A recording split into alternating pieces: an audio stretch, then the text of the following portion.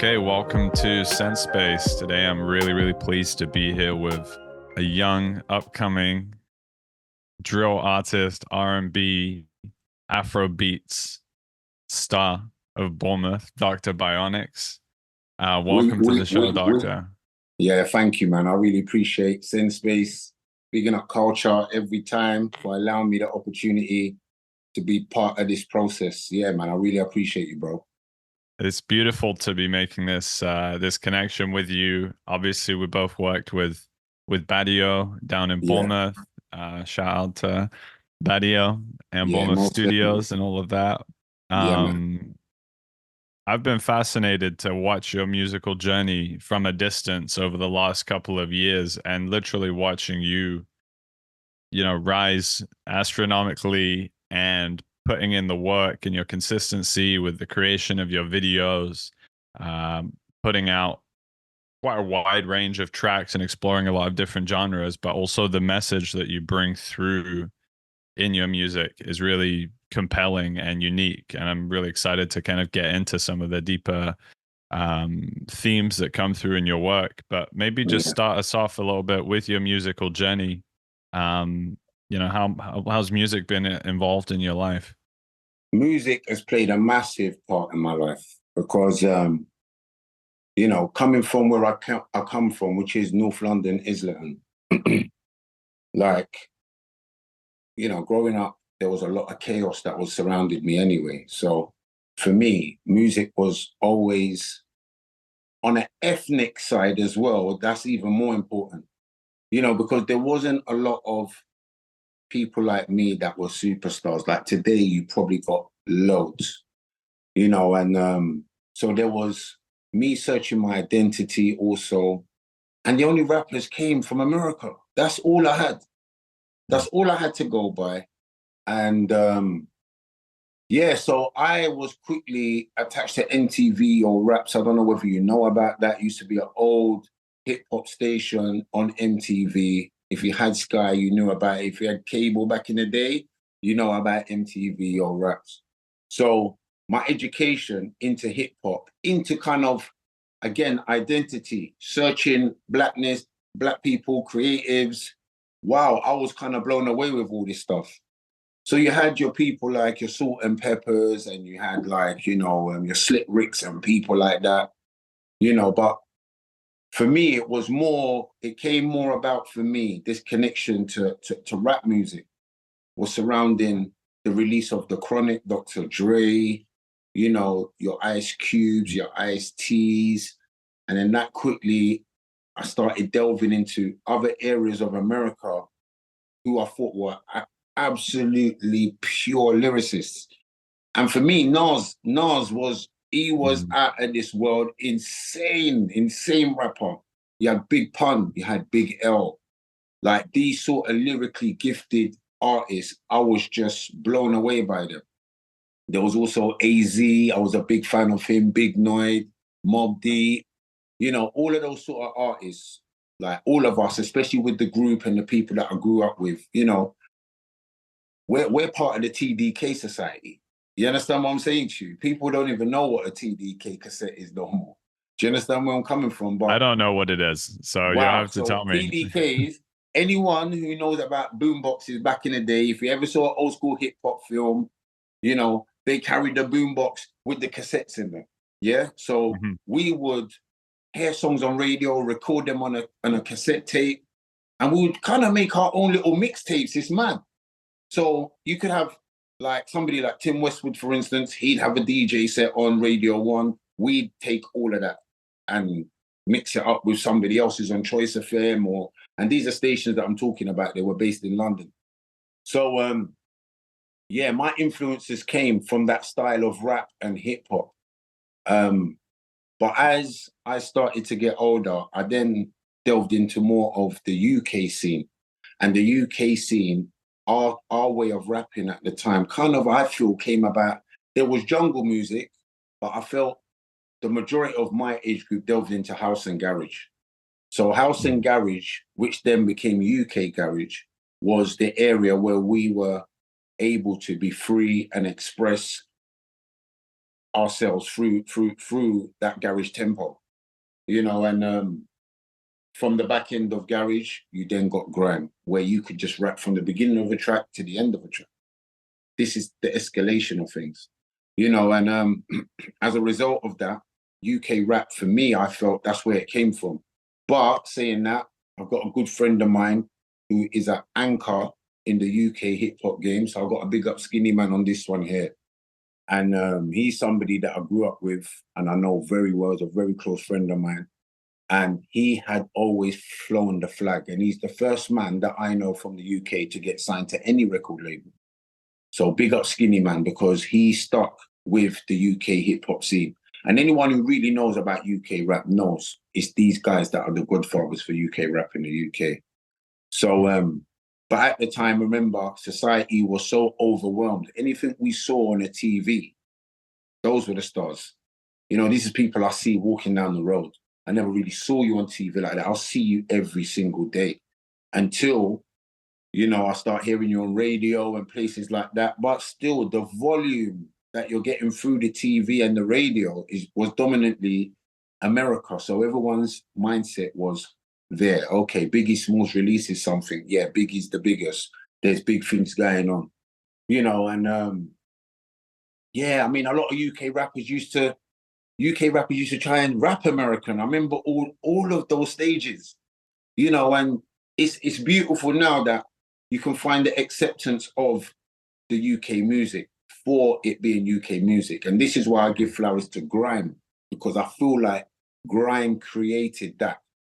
It created the acceptance of UK artists to be able to speak and rap in a UK tone, you know? So, yeah. Yeah. No, I appreciate you laying out some of that evolution. Obviously, being, I guess I'm not Gen Z, but millennial, a lot of this Yeah. is music history for me, and I've had to kind of learn some of it for myself, following people like DWE and kind of like Yeah. listening to their stories and trying to understand how this stuff has evolved and come down from these different influences. Yeah. Were you rapping when you were a teenager? Were you rapping with your friends, or is that something that's come in later in life? I used to just go to like pirate radio stations and just MC.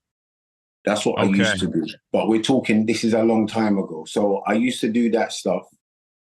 And then I would go to nightclubs and DJs that we knew. We knew all the big DJs that were in garage scenes and, you know, grime scenes, wherever you want to call them, because the majority of them started in house and garage anyway. And we'd go there and they'll be like, yeah, man, take the microphone.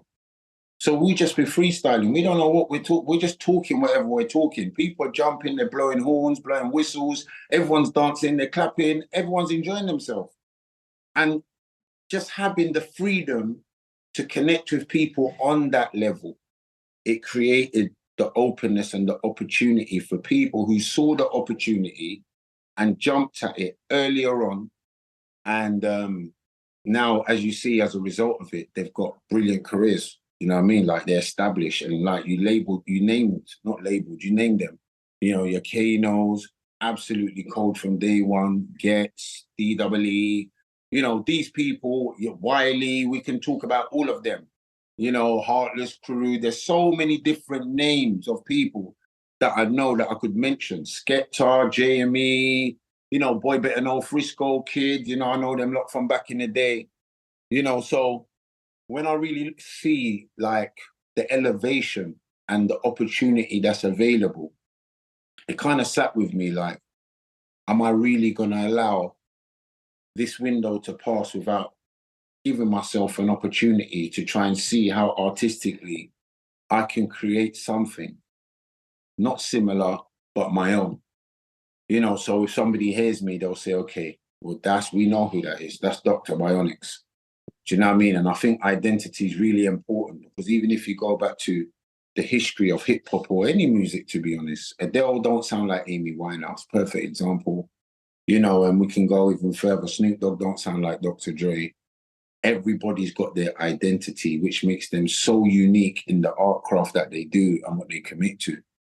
You know, so that was a big one for me. I had to make sure that I was being my complete true self, and reflecting that through my music, because I feel like the creative process that we're given is an opportunity to connect with people. Do you understand? And I feel like anything that I will say in a music song, I want it to be as realistic as possible, which relates to me. So that if you ever try to explore my history, my past, my future, my present, you will know that genuinely this is where this guy's been, this is who he is, this is why he feels that way about some of the mistakes he made in his life. This is why he's at this point in his life. So it's all a journey, but it's about taking people along that journey with you too, innit? Mm. Do you know what I mean? So I'm very mindful of music because music can influence people in a lot of different ways, innit? And when I grew up, I was outside on the road, being the bad boy, as they say, getting in a lot of trouble, and stuff like that. So you hear things like that in my music anyway. But most importantly, I'm no longer there, Like I've made a lot of self-evaluations in myself and self-improving in myself. And I feel like all of that stuff made me readily available to deal with anything that can come in life and within this perimeter of music, because you're outside. Once you put your music out there, it's there for opinions to say what they feel about it. And you have to have tough skin to deal with everything. Yeah. And I've been with the worst, I've been the worst, I've behaved like like a crazy man, and it's like I feel like my whole journey kind of, man, it just conditioned me to, like, when you're just labeled, you're bad, you're this, you're that, you're no good, like there's no more that can come from that. So now where I'm here, those words about music, they're the smallest things for me, but I'm blessed, to be honest, because this process for me, like, as I'm laying my foundations, as I keep trying to grow and continue, all I've had is positive feedback, to be honest. If I'm being honest, culture, and I feel really blessed for that. And I feel like those who truly know me, and they know my journey. So maybe this journey for them also is kind of inspirational. Like, wow, bloody hell, man! Look, he was with us. Look what he's doing now, sort of thing, And I kind of want to give a message of hope through what I'm doing. That if you got a dream or aspiration, you believe in something, go for it, man. We're here on earth. We ain't here forever. So let's not leave any regrets or stones unturned. Let's try and achieve. And no matter what, over everything, enjoy what it is that you're doing. That's the most important message. Yeah, beautifully put. Yeah. Beautifully put. Yeah.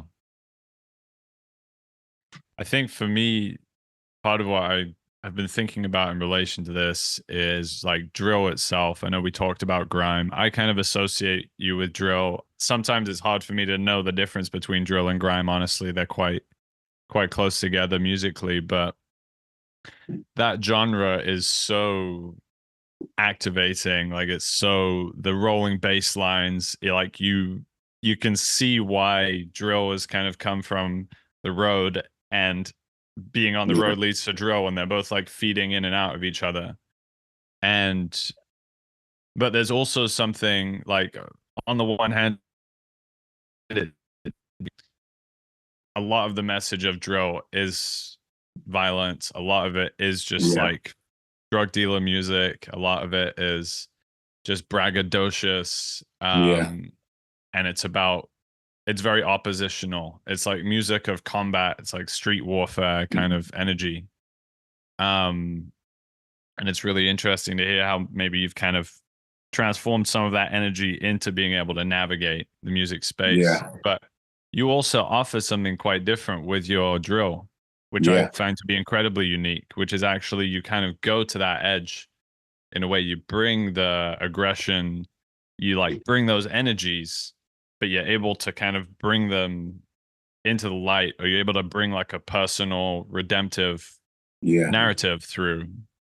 So what's that been like for you? And have you, like, how do you relate now? Because obviously you're still in the drill milieu, you're working with people in that space. You're gonna have I think, collaborations and all of that. yeah, I think for me, like, we're artists, in it. So, like, whatever I choose to write and spit about, I'm basically painting my canvas. And that's important for me as my identity, as I said. You know, I'm fully like, I love the BPM of drill.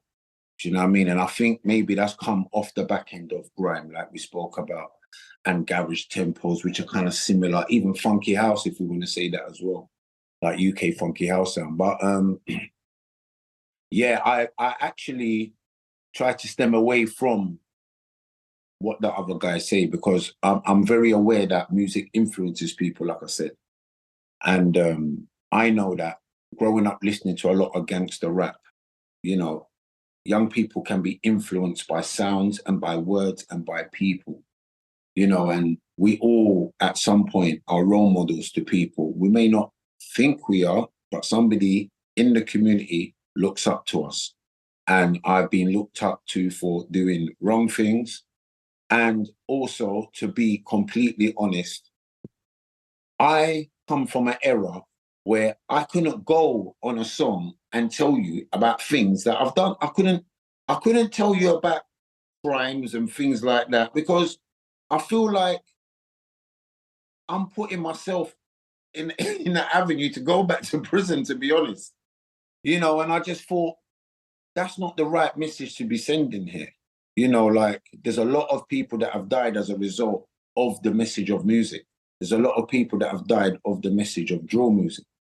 So I didn't want to be part of that environment or that cycle, even though I've been part of that environment and that cycle. You know, so in order for me to embark on this journey, I knew that I just had to do something different. And I feel like everybody's given a gift to do something different. And if you're in a position where you receive some accolade for who you are and what you do, you still have an opportunity to give a different message. It's not going to stop what you've done. Do you understand where I'm coming from? And I think a lot of young artists get boxed in to this thing where, well, that's what where I come from. So I'm going to continue doing this stuff. You know, as I said, life is fluid. We grow. Whether we like it or not, we have to evolve and grow. And I think we also have to learn to mature as well and start talking about things that are real to people, more relatable, because, you know, the drill genre in its entirety, it sells music, but a lot of people have died as a result of listening to that music. This is the difference. And music has a heavy influence, you know, like, people will take drugs to certain music, you know, Mm-hmm. like some Right. people, you know, like, we could talk about video games, for instance. People play video games. Before you know, you hear on the news that they've gone to an American school and going to shut down the school. The message in everything that we put out there, also, every action has a reaction. So my action is to tell you the story of my journey, but also tell you about the change. And this is why this Docta Bionix thing, I've labeled everything. So you had symptoms, the symptoms of what I've been suffering. You now had diagnosis. Yeah, this is what it is. And my next mixtape, which will come out, I think I'll get it out maybe early February 2025, is Remedy, which is already done. But I just wanted to show my, I had to come out with the drill at the time because drill was quite poignant at the time and it was making a lot more noise. And I felt like, okay, cool. So let me try something different on drill. This is why I came out with Arsenal first, if you remember. Mm-hmm. Then I gave you Up, yeah, which was a message on the drill beat. Do you understand what I'm saying to you? And if anyone listens to the content of the lyrics, it would tell you, when I was down, when you're down, you can only go up. Before I was stuck, now I'm turning it up. I'm fresh out the can now, I'm free now. Do you understand where I'm coming from? So the lyrics tell you my journey. Do you know what I mean? And in there, I try not to get wrapped into too much swearing, too much derogatory lyrics. I try to just use words and try and send a message into an insight into me so that people feel more relatable to me as a human, because I feel like everyone can be bad. It's not hard to be bad, but it definitely takes work to be a better individual and overcome trials and tribulations and be mindful of situations. You know, like I feel that has been, that is real life. That's where real life is. And sometimes we get afraid to get into real life stuff. You know, where it's easy to say, yeah, I've done this, I've done that, I've shotted this, I've shotted that, I've shot this, I stabbed that, and da da da da da da da da da. And we've got young kids doing that now, and they've never lived that life. This is what's real out here. We've got young kids that I've seen in Bournemouth, even here. They don't even have a clue what it is they're talking about and the repercussions of talking like that if they go to the wrong areas and things like that. You see, so what you put out there is very important. So I definitely will not be putting out anything that is negative or anything that will put me in a situation. Yeah, basically, yeah. Yeah. Well, I mean, it's as you're saying it, I'm thinking like, yeah, you know, psychedelic music did cause Mm, people in the 60s to go out and explore psychedelics. there And you most go. people understand that. Like Jimi Hendrix, people went and smoked pot and tripped acid because of like how tightly interwoven that was with his music. So, but this idea that people are actually dying as a consequence of drill is like really intense. Yeah, but And I mean, I've it's known at least yeah. one or two people who were really into drill and Mm, were really into road and yeah, living that life, yeah, you know, basically drug dealing and in that kind of combat mode. Um, and it does strike me that there's a feedback loop going on there, right? Between the music and between the action and the action into yeah, the music. So, yeah. um, do you think there's a way to disrupt? I think it's kind of like cheeky. It's a little bit disruptive. This kind of a trickster thing to like go into a genre that's so attack and Yeah, bring your full self to it, but then yeah. actually the message is redemption. Well, I think I personally feel like I said, like the canvas is clean. Like I'm given a beat, it's a clean canvas. Whatever paints and colors I choose to bring out to paint on that is my artwork. Do you understand? And it's like, you know, I sat down in prison hearing on the news about young kids dying every week.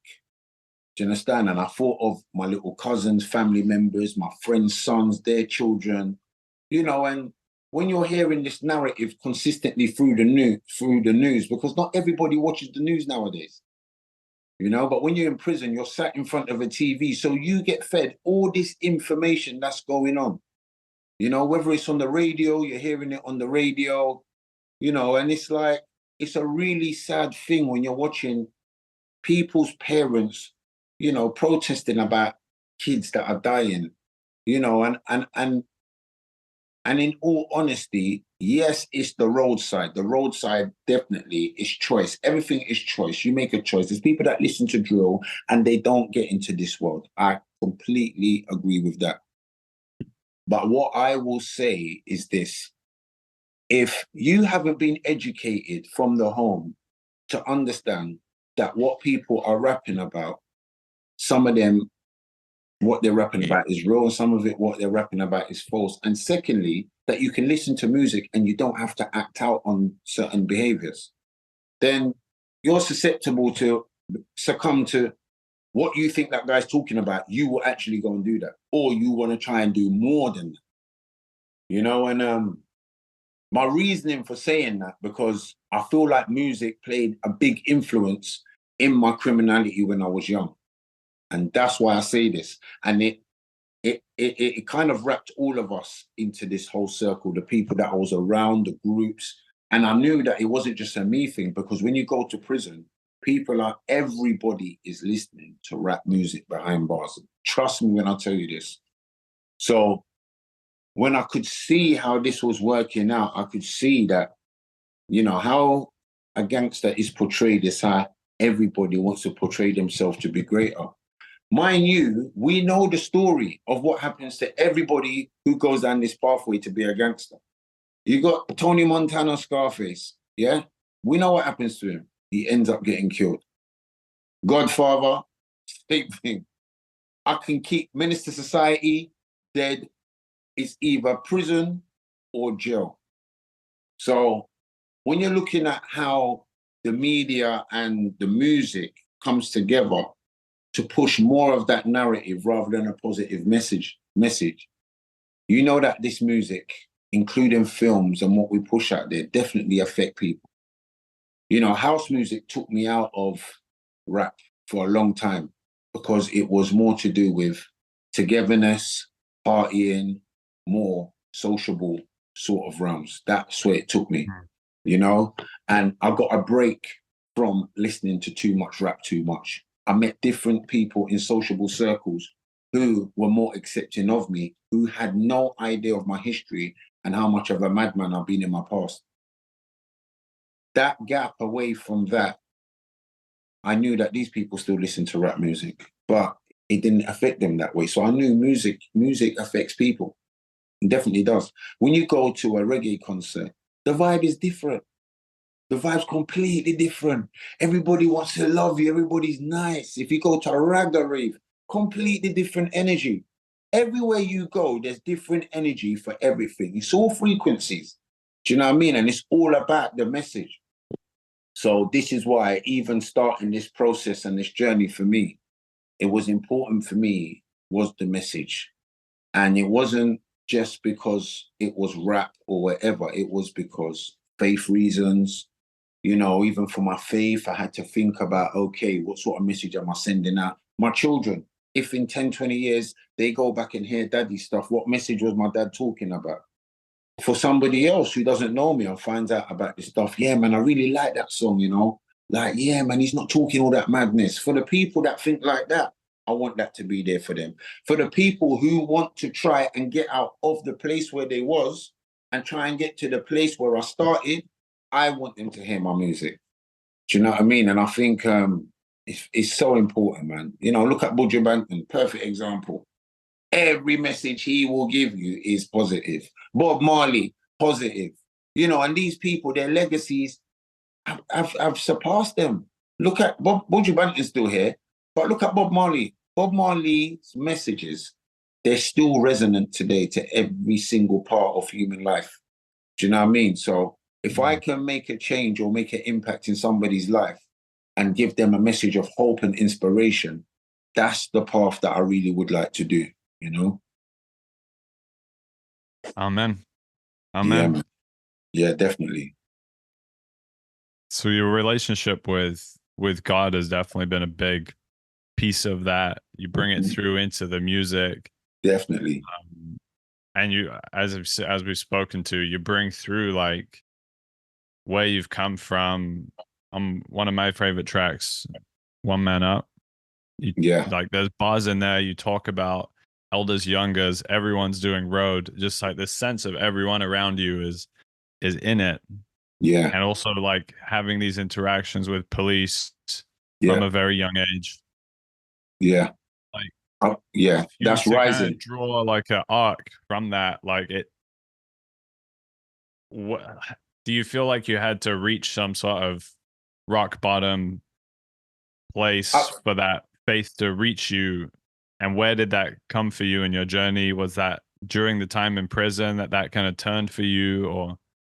Do you know what's ironic, right? So I remember I always used to listen on the radio and I'd hear some artists and I'm saying, I can do that, man. And I was always in this self-doubt place of, I can do that, but where do I start? Where do I start? And I think with everything, people always get wrapped up in how they start. People don't understand that there's a journey to where you find this person at this viral point that you assume they've just made one song and they've gone viral. It's not realistic. There's a journey for every musician in this thing.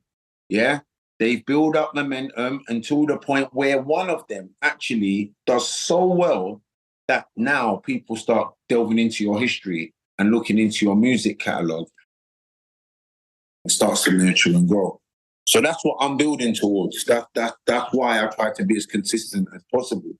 But back to the doubting, I always doubted myself. I became so conditioned to simply believing that I had to live up to this way of life that the path that I had chosen. And I was always battling myself, and I never really believed that there was an opportunity for somebody like me. This, don't tell me why, but this was the mindset. And this was the narrative growing up, where I came from. You know, when you look around at the majority of my ethnic counterparts, you know, there's many people I went to school with, but if I want to be honest, I would say maybe because that was the people that I was around. That's why I never saw the others that were so great and successful and have gone on and had flourishing careers that I no longer have contact with today. But the people that I knew, 90%, everyone was doing the same thing. You was either selling drugs, you was even committing robberies, you was even, doing all sorts of madness. And that's the environment I came from. So if I looked at somebody that was 20 years older than me, I aspired to be like that man. Why? He had the BMW, he had the big chain, he had the money, he had the girl, but he never lasted long. This was the reality. You never knew where them people went as children until you become an adult, and then you see that man 15 years down the line. You're like, wow, what happened to that guy, man? My man was big in the game when I was little. But this is part of the journey of that lifestyle. So your role models who you looked up to, you no longer look up to them no more. So now you don't respect them no more because they have fallen off from the position where they once was. So you look down on them. You're the guy now. So now you're trying to be that guy that they was. But quite quickly, you can end up in the same position that man is in. You know, and that was the cycle into the life that I was wrapped up in. And I feel like the insanity is coming out of prison and going back into that same cycle, thinking that you're going to get the same, you're thinking that you're going to get a different result, knowing that the reality is you do this, you do that, you do that, you do that. At some point, you're going to get caught, you're going to go to jail. Yeah. And if you're in that environment, you could get stabbed. You might stab a man might shoot after you might shoot after a man. You know, families get hurt. Somebody might be in a coffin. This is real life stuff, you know, and taking those risks instead of taking positive risks like what I'm doing now. I wish I had more confidence, bigger esteem, and better belief in myself. But I also believe that, as I said, this had to be the journey. It had to happen this way. There was no other way this would have happened. Otherwise, I wouldn't be present to do this interview with you now. I wouldn't have been present to give the message that I'm giving now.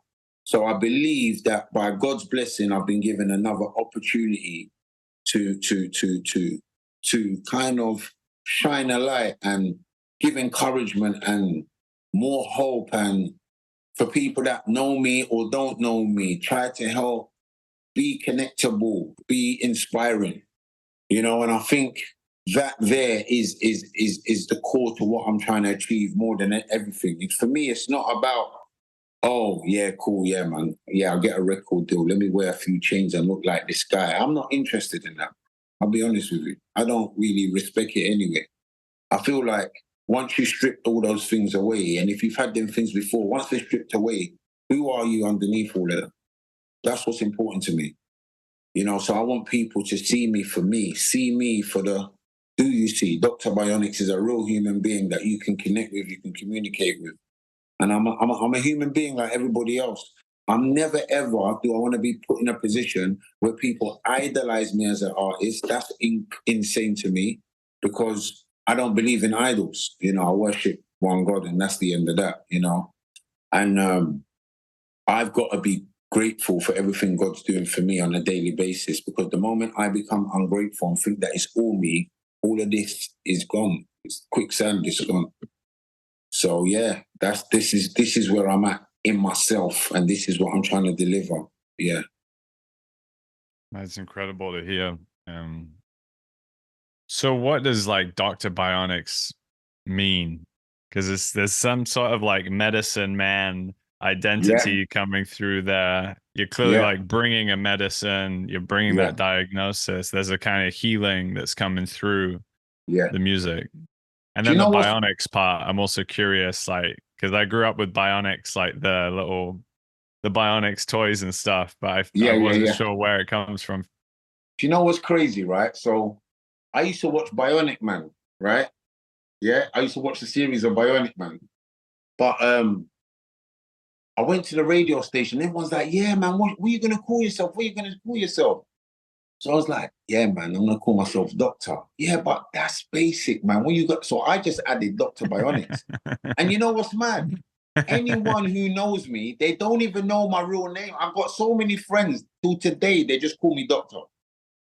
And that was So my that name's nickname, been around for like long time for you. bro. In every walk of life that I've been down, whether it's criminality, music, anything, everyone knows me as Doctor. So the Bionics was always the music attachment. Do you know what I mean? So finally, when I was in a position where I came out, because what I want to let you know, but obviously you might ask the question later on. So I was in prison, and an opportunity came and they gave me a music competition, and it was for all the prisons in England and Wales. So I was visiting a record studio within the prison. Big up Toby as well from Guys Marsh, HMP Guys Marsh, and there was a lot of good artists in the prison at the time. So I made two songs, and funny enough, one was about the situation surrounding Boris Johnson, and it was more a reflective thing about how society was under the Conservative government and all of that sort of stuff. So it's quite a political song. It's a shame, really, because I haven't even got the CD of the song no more. But the song, anyway, he sent that one off, and he sent another two off. So one day I'm in the cell with the man them, and the people smoking loud in the cell, and people are on their phones, and I've heard boom, boom, boom. Everyone's panicked. Yo, who's at the door? Da, da, da, da, da, da, da. Yeah, and I've heard this voice. Yeah, man, it's Toby, man. So I'm saying to the guys like, boys, listen, cool, man. Leave my man alone. That's my guy. Cool, cool, cool. Anyway, got out the cell, gone to speak to him. He said to me, you won the Platinum Award. I said, what do you mean Platinum Award? You've won the Platinum Award for all the prisons in England and Wales. I was like, what are you talking about? So I never really processed it. I went back to doing what I was doing because we was an association and we only had a limited time outside of the cell. So the following day I went to him and he said, yeah, I was trying to tell you won the Platinum Award. And it was Akala and Low Key that judged my work. And I don't know if you know Akala, Lady Yeah, Dynamite's yeah, brother. yeah. Yeah, yeah, yeah. And Low Key's quite an influential rapper as well. So to have them judged by those two guys and win the Platinum Award, it was a shape-shifting moment for me. Like, rah, them man marked my work. They gave me platinum out of all of the jails. And the Koestler Award it's an award, it's a charity that they show all forms of art, whether it be poetry, spoken word, hip hop, rap, grime, every single thing. But I won the hip hop award, didn't it? Hip hop, grime, rap award. And then I won the gold award for my second one. So, and I spoke to Toby before I left, and I was like, I might go and try this music thing. And I wanted somebody else's opinion. And he was like, look, man, if Dr. Dre, Jay-Z, and all these people are still doing it into their age, what are you waiting for? Like, you've clearly got a talent. I don't need to tell you that. I love working with you. Like, I think you need to just go out and start nurturing your craft a bit. So I came out in September 2022, and I met Badio around end of November 2022. And Wow. the first song I made was Up with Badio. And funny enough, when I got to that studio, it was Villain Vein Society, who's Johnny and Shav, who I went through first. And that's how I met Badio, because Badio was in the basement studios. And so I recorded it with them to feature, but then they were taking long to add the extra to it. And I was like, nah, I need to finish this track. So I kind of got the track finished. That was one. Then I done Afman Ting, done Arsenal. And what other songs did I do by then? I've done about 5 songs. I can't remember them all to the top of my head. And then basically from that point, I went into 2023. So 2023, my friend, actually, a producer called Vin that I know is a friend of my pal Joe, bigging up Joe again. So Vin is the producer that made Practitioner. He made the beat for Practitioner. So he gave me a number of beats. There's still some beats I've done with Vin. I'm just trying to think. So he made the Arsenal beat as well. I'm trying to think of some other beats. I can't think of everything off the top of my head. But so basically, I just went into 2023 on a recording spree. I wanted to collate as much music as possible and make as many projects as possible, because once I knew that I had this idea for Symptoms and Diagnosis and The Remedy, that was the trilogy. So after that, the last one for me, well, it won't be my last one, but the one I'm working on now is GP Forever. That's basically, that's after Remedy, but Remedy's complete. So 2023, I just got my head down. Obviously, you see the releases in May, which was Arsenal, which was the first release. Then there was, after that, I released Up. Both of them done pretty well on GRM Daily. Then I had Let It Roll. That was a Badio beat, Let It Roll.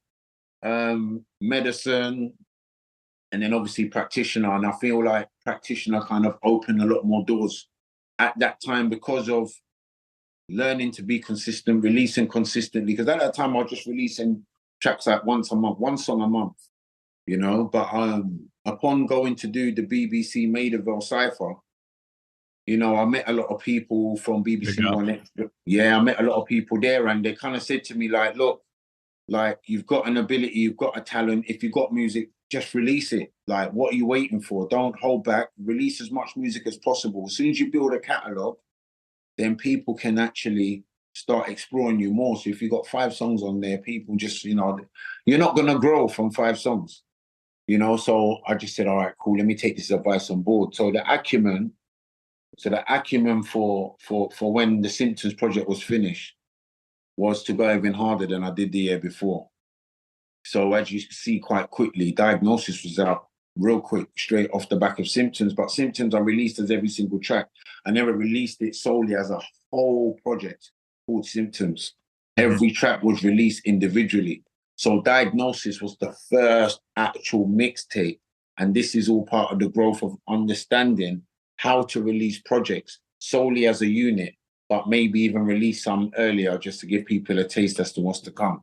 But I've also got a big up Mark Rosenthal and James Woods as well, because they were the people that run the Basement Studios.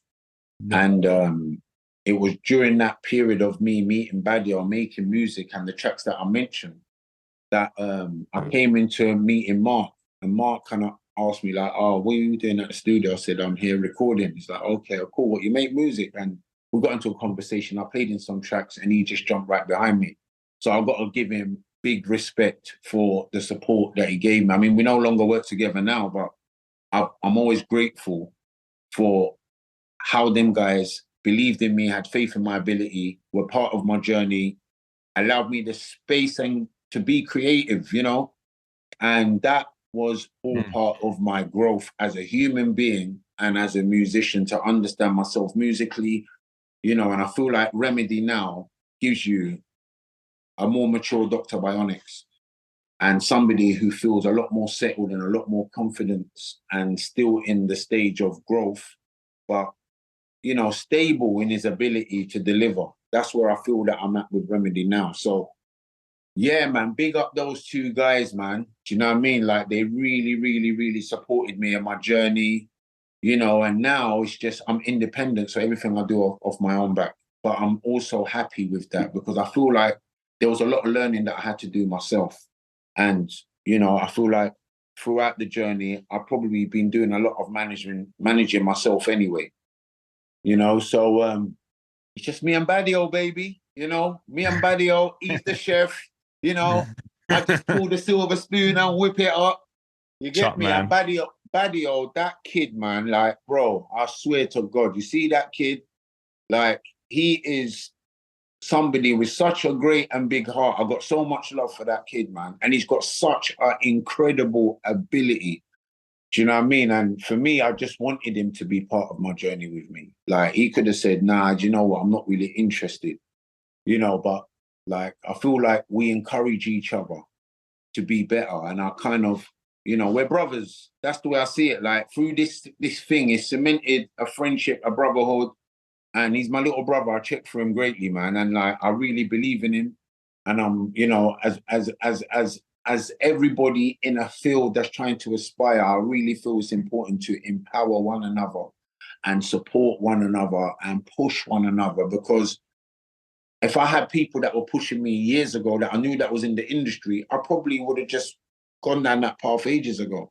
But again, I believe everything's written and it had to happen this way. Yeah. No, it really shines out for me, like just how much support has been important in your journey, and like how nobody really ever makes it alone as Yeah, an artist.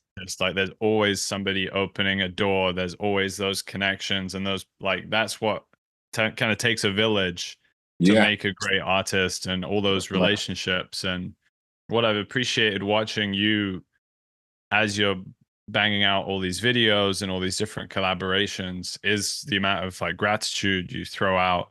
You Yeah, just you're not holding back on the gratitude and the no, appreciation for everyone who's working with you, and that just feels like you're kind of spreading the blessing. And I also want to speak to Badio a little bit as well, because there's a kind of interesting there's like a rhyme in the sense that I was going through like a real, probably like the rock bottom of my life. I'm only 28, but I was yeah, at rock bottom in like 2022 getting into yeah, 23, and it was in that time period that I was in Bournemouth. And one other rapper who I knew kind of gave me some encouragement and said, "Man, like you need to get in the studio. It's going to change everything for you." I was very, very nervous to like yeah, even step yeah. into that space because I'm not a music guy. I've never been in Yeah, there. And I've somehow ended up finding Basement Studio and getting in there with Badio. And he was like, we clicked, and he was like my Mr. Miyagi, yeah, for those first four tracks, and just yeah, like helping me to understand the basic dynamics, and like yeah, his ear and his resonance and all of that really, really helped me. So yeah, deep appreciation. And I can see you guys also definitely. have that. You have that faith, you have that Islamic faith connection, and Yeah, also that yeah, yeah, African connection as yeah, well. So yeah, that as well, definitely, man. And you know, like, I feel like there's so many things that we as human beings can relate to one another about. Like, even you mentioned, like, the first time going into the studio, like, the first time I went in there, I was very anxious. I think I was very self-conscious about my sound. Who is it? Who is that? Does that sound good? I wanted genuine criticism from people. Like, where do you think I could be better? And I still do that today. I'm never happy with anything I record. I'm never happy with the majority of things that I release. You know, and like I've got to hear it from my engineer, Jermaine Brown. I cannot forget this guy. So Jermaine Brown is one of my brethren, yeah, and he's a mix and master engineer, and he's mixed and mastered all of my tracks today. And that guy has been a friend from mine from a long time ago, and we was in those negative environments. But today we're doing things that we love, and like when he heard the stuff that I was doing, he reached out to me like, bro, man, like I can engineer your stuff better than that. Don't release your stuff out like that. Like send it to me and I'll polish up your stuff for me. And you know, just out of love, because he got love for me, you know, he just said, nah, man, I can see what you're on and I believe in you. And you know, that guy there, as well as Badio, you know, those two, in moments where I have doubted my ability or doubted whether this is the right trajectory for me, do you think I'm going about this the right way? The words of advice, you know, and criticism and guidance, yeah, they've all come to the forefront, you know, and it was through my connection with Jermaine that Jermaine also works alongside a guy called Clinton Mixed This, so big up Clinton as well. And Clinton, he actually sent me a link for Mixland. And this is how the mix and master from the Grammy Award winners came about. So basically, Jesse Ray Ernster he won the Grammy Award for Burna Boy's groundbreaking album. He mixed and mastered the whole project with Gerhard Westphalen, bigging up both of them for mix and mastering. I made it. And I sent him that track, and he was like, man, I really love this track. Call me from LA, same place where you are now. Call me from LA. Hey, dog, what's up, man? Yeah, this is Jesse. I was like, rah, this is surreal. What's going on here? Like, you know, but this is what happens. Like, this is how music connects with people, because we're used to hearing all the same old stuff. And I feel like, because I was talking my truth on that track and my reality, it resonated so much with him that it made him be captivated by the story and the essence of Badio's beat. Because as soon as I heard that beat, you know, when you hear music, you know what needs to get put on that. You know, that's where I'm at now. Like, nah, this track needs something like this. I can't just give it that. This needs something different. You know, when you hear like when you say to me, like, you know, there's certain drill beats and I hear you on them and you come through with the anger. Yeah, we get into character. There's certain songs and melodies you get into character for. So I may go softer on a more melodic thing, like Medicine, for instance, completely different. You know, and Afman Ting, similarly different as well. But bit more for the ladies. So with some beats, they give you that energy. They give you, you know, like that gym energy. Yeah, I've got energy. I can run. I can go gym with this. You know, while some are just nice for you to maybe just chill out and relax to, maybe good to hear in your car or whatever, you know. And I was grateful for Clinton, because I know that relationship came through Jermaine, and from Jermaine that led on to Clinton, which then brought forward the opportunity, through the grace of God, for me to have my song mixed and mastered by two massive mix and master engineers, you know. So I've had so many little points in this journey that have kind of shown me that, every time I've thought like maybe, you know, because of my faith reasons, maybe I should stop doing this, God kind of shows me another angle. But I honestly believe that with everything in life, everything's about intention. If my intention is to do something wrong with what I'm doing, then by all means, God will either bless me with it and then I'll destroy myself with it. So I honestly believe that, everything's about intention. So it's about my intention. What is it I'm trying to achieve by doing this? And like I said to you, my intention with my music is for people to appreciate the music, to people to connect to the music, to people feel inspired through the music, for people to know that there is a guy that is similar to them, who's been through trials and tribulations and came out the trenches, and he's done something with this, and to show people that change is possible and anyone can achieve what they want to achieve. A beautiful place maybe for us to wrap up, Doctor. Thank you so much. And major respect for the message. Yeah, man. I appreciate you, man.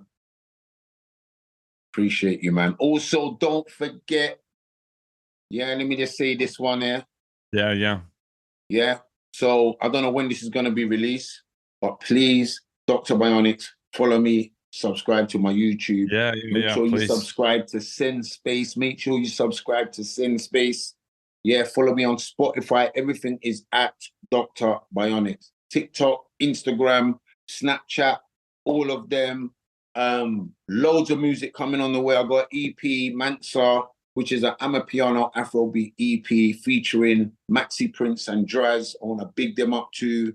I want to big up all of the artists that I've worked with from the beginning. So bigging up S. Darbo, bigging up Switcho, bigging up Carly Kritzinger, bigging up Active, bigging up One Piece, Dr. Free, bigging up Draz, bigging up Maxi Prince. If I've forgotten any other people, forgive me. Bigging up Vin, bigging up Badio, bigging up Gadget. You're gonna know all about Gadget on my next project, Remedy. Bigging up Jermaine Brown Clinton, and again, bigging up Pattern Music for the love and support that you gave me. Docta Bionix is here.